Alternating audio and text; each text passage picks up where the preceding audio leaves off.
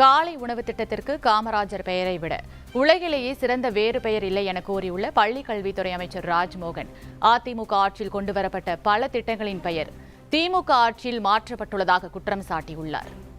திரைப்பட நகர் J cine city ஒன்று ஆரம்பிக்கப்பட்டது பற்றி உங்களுக்கெல்லாம் தெரியும். கலைஞர் சொல்றார், இதன் பெயரை நாங்கள் ஆட்சி பொறுப்புக்கு வந்த பிறகு பொருத்தமான பெயராக இருக்கும் என்று ஜே சினி சிட்டி எம்ஜிஆர் திரைப்பட நகராக நான் மாற்றுகிறேன். கலைஞரே அறிவித்திருக்கிறார். பெயர் மாற்றம் என்பது காலங்காலமாக நடப்பது.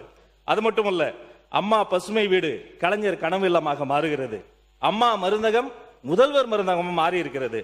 அம்மா மினி கிளினிக் முதல்வர் கிளினிக்காக மாறி இருக்கிறது. ஆனா இங்க நான் 10 இடத்திற்கு போயாவது செல்வம் சேர்த்து வருவேன், நீ படிக்கின்ற வேலையை மட்டும் பாரு என்று தமிழ்நாட்டின் கல்வி கண்ணை திறந்தவர் கொள்கை தலைவர் கர்ம வீரர் காமராசர் அவர்களின் பெயர்தான் இந்த காலை உணவு திட்டம் பத்தி அவர் சொன்னாரு. அது 203 கோடியே 72 லட்சம் ரூபாய் செலவுல பெருந்தலைவர் காமராஜர் காலை உணவு திட்டமாக விரிவாக்கம் செய்யப்பட்டிருக்கிறது.